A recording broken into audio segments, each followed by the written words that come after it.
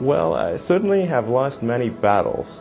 So far I've not lost a war, but I've certainly lost many battles. Oh, yeah, more than I can count, probably. I don't really like risk for risk's sake or anything. And I do think that a lot of things are very risky with a low chance of success. But if you want to try to come up with an innovative breakthrough, that's going to be how it is.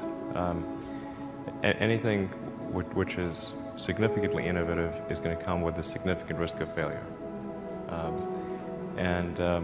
But if you've got to take big chances in order for the potential for a big positive outcome.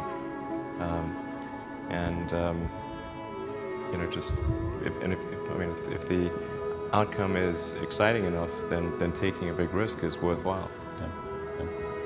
It's really how I approach it.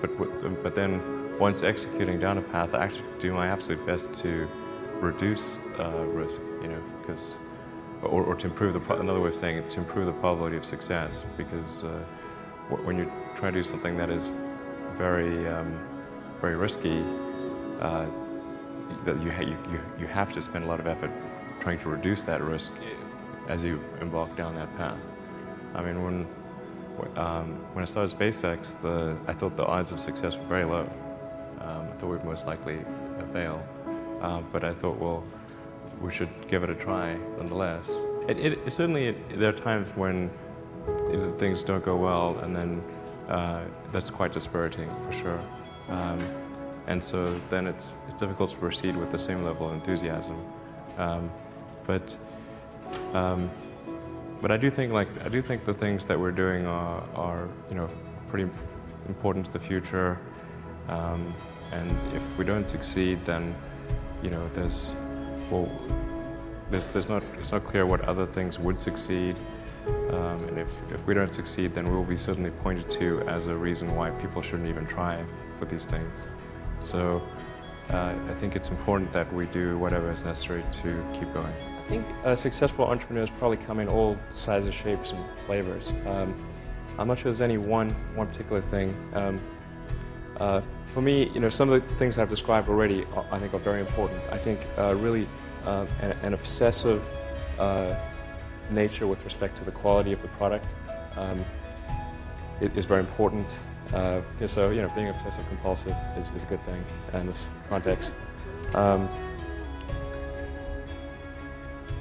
Really liking what you do, whatever area that you get into. Given that even if you're the best, there's always a chance of failure. So I think it's important that you really like whatever you're doing. If you don't like it, life is too short. I'd say and also if you like what you're doing, you think about it even when you're not working. I mean, it's something that your mind is drawn to. And if you don't like it, you just really can't make it work, I think.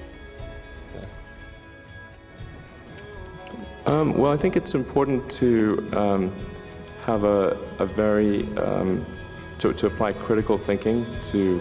This may sound trite, but to apply critical thinking to what one is doing, and by that I mean just the fundamentals of logic. Do you have the right axioms? Are they relevant? And are you making the right conclusions based on those axioms? That's the essence of critical thinking, and yet it is amazing how often people fail to do that. I think wishful thinking is innate in the human brain. You want things to be the way you wish them to be, and so you tend to filter information that you shouldn't filter. That's the most common flaw that I see. If you want to do something really innovative, you have to apply a sort of first principles analysis, and don't reason by analogy. Analogies are referencing the past. First principles means you look at the most fundamental truths in a particular arena, and the things that really are almost indisputably correct, and you reason up from there to a conclusion. And if you see that conclusion is at odds with what people generally believe, then you have an opportunity.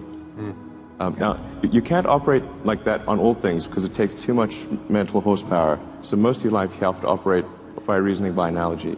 But if you really want to innovate, you must reason from first principles to identify the problem. The reason I came out to Stanford was actually to work on energy storage technologies for electric cars. That summer of '95, I was looking at the internet, and it seemed to me like the internet was going to have a big effect on humanity. So I thought, well, I can either work on electric vehicle technology and do my PhD at Stanford and watch the internet get built, or I could put my studies on hold and try to be part of the internet. And at first I tried to get a job at Netscape because that was the only internet company, and they didn't respond to me. So then I was like, okay, if I can't get a job at the only internet company, then I better try starting something. But I talked to my professor and I said, look, I'm going to try starting a company. It's probably not going to succeed, and if it doesn't succeed, can I come back? And he said, sure, no problem. And so I put my studies on hold and started the company. I mean, we had many, at Tesla we came many times close to bankruptcy. In fact, at the end of 2008, we were only a few days from bankruptcy. It was literally 2 days, or 3 days maybe.